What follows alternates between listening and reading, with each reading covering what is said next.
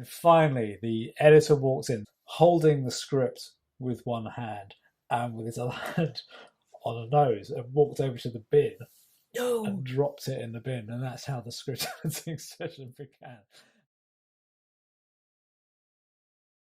Hello and welcome back to Story for Script. John, I wondered if it'd be useful for you to talk about some examples of good and bad experiences of developing/editing process. Some of the best scripts I've ever been involved with were the scripts that Peter Strawn worked for Wolf Hall. And I mentioned them not because I did anything extraordinary, but because I didn't do anything at all to them as well. It was a really interesting experience. Like, Peter delivered the first draft and everybody read it and went, it's great. And then he delivered the second episode and it's great. Yeah. And actually it was a really interesting realization that of course, a lot of your job as a script editor, and you know this better than anyone, is knowing when not to do things. There is a real urge amongst creatives generally to want to show that they've contributed. But I think a lot of the time it's like there's the famous quote about surgeons is the best surgeons know when not to operate. Sure. And a lot of it is when just it's fine.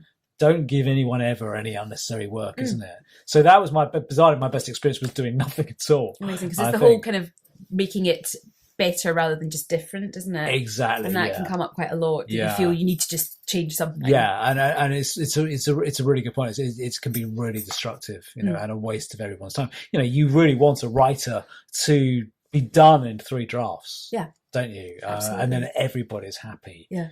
But for some reason that doesn't happen as often as it should. No, a lot of the time. How about your best experience? I think my best experience was with a writer, and we had terrible scheduling notes. We couldn't have certain actors and certain things or something, and we together sort of worked out an entire sort of new story for the episode. And it's that kind of satisfying thing where you feel you've actively helped somebody and that they wouldn't necessarily have been able to do it sitting in a room on their own. So that was my best. Worst, I've had a writer hang up on me when I've been trying to give notes, and just say they can't deal with it and sort of hung up. And but that worked out because I just sent an email saying I'm here to help you, calm, and then it was all okay. But that was quite hairy at points. I'm sure most script editors have had that experience at times because it's such a sensitive thing, isn't it? And nobody wants to be told that it's not good enough. No, exactly. So, but they should never say it like that. No. But I think I learned quite quickly to begin with that that old adage of you start by saying it's great. Yeah, absolutely. It's actually still really true. Yeah, isn't it? Even though the writer can see through it as much as you can, it's still really useful. And it does make a difference. Yeah, absolutely. And you just always remembering that you're the support structure. Exactly. Really. I think the worst one I don't think I could ever mention on. I know a writer told me a story of the first time they were scripts edited. Yeah. Which always stuck with me because he said he was really nervous and he was sitting in a room and they kept him waiting for about an hour and a half. A tiny room with one little window.